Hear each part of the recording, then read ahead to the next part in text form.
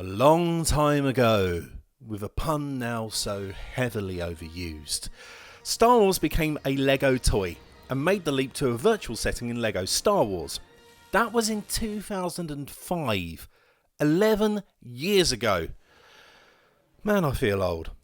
And since then, TT Games have managed to impart their kooky humour to many a franchise with a very high success rate, it has to be said. This is in fact the fourth LEGO Star Wars game, the fifth if you count the complete saga as a separate release of course, and that's not to say that it's getting stale. We are all aware now that the formulaic style of the LEGO games is what keeps it consistently enjoyable, but it is a great point to ask the developers to grow their game, much like the Star Wars franchise has again creatively post George Lucas. The one thing with LEGO Star Wars The Force Awakens that you can absolutely rely on is a load of content.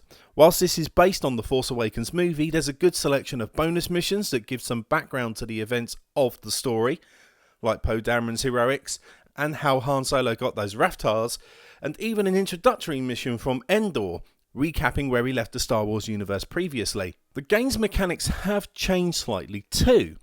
You still have the requirement of several characters, each with their own traits like Chewbacca's bombs, Han with a grapple hook gun, and things that need cutting open with lightsabers. But we now have the multi-build puzzles where you have a selection of objects to build in order to resolve a situation. Sometimes you need to do things in the right order. Sometimes the choice is frivolous. Occasionally you need to build a certain choice in order to get a mini-kit. It's an interesting take on the standard build this thing style of LEGO games, but more on that later. Graphically, the game looks tremendous, although I did get some frame lag at the Rebel base as the wealth of unlockable gold bricks struggled to load in. One thing that the game has on top of any previous LEGO Star Wars games is that feeling of speed in the vehicle battles. In fact, it feels like they've taken a cue from Star Wars Battlefront, with big areas to battle targets ranging from transports to TIE fighters, from turrets on Star Destroyers. You'll also get interesting Trent-style battles from the movies, which really impart the feeling of that breakneck action that you get in the cockpit of an X-Wing. One thing I faulted many LEGO games on is the insistence of using a hub system that, unless you totally understand the franchise the game is set in, makes no sense and feels far too spaced out. On one side of the world you'll have somewhere where you can buy red bricks, the other side of the world is where you go and see your mini kits, but you have to traverse that manually, and it's frustrating.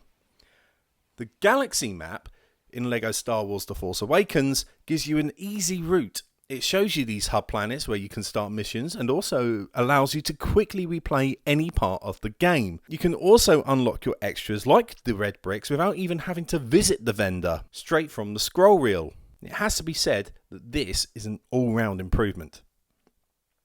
So what's not to like?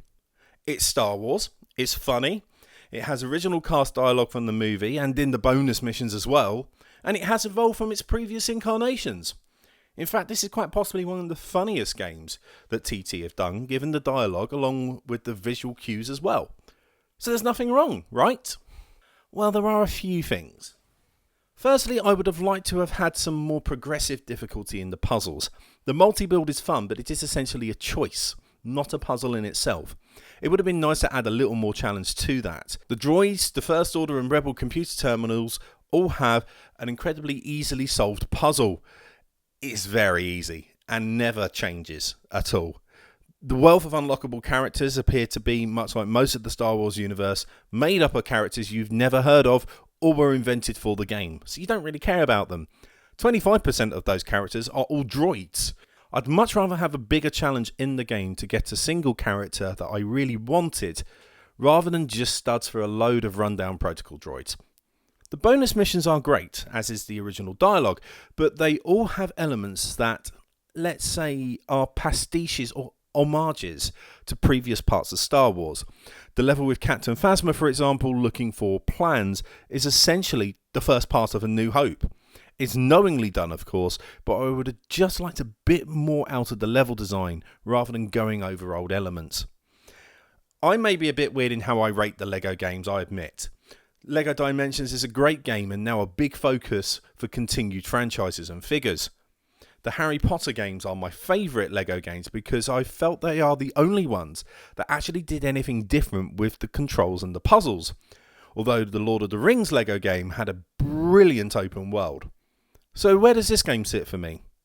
It actually sits quite highly, but I would have probably waited for a bit more original content, maybe from the new movies, just to fill it out a bit more, and some further evolution in the puzzles.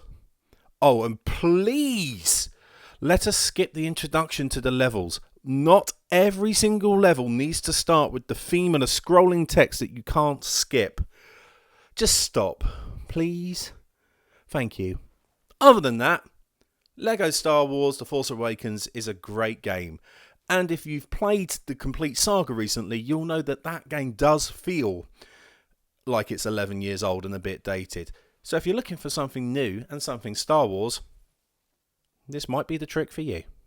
For more articles and videos like this, please visit insertdisc.co.uk or follow us on Twitter at InsertDiscUK.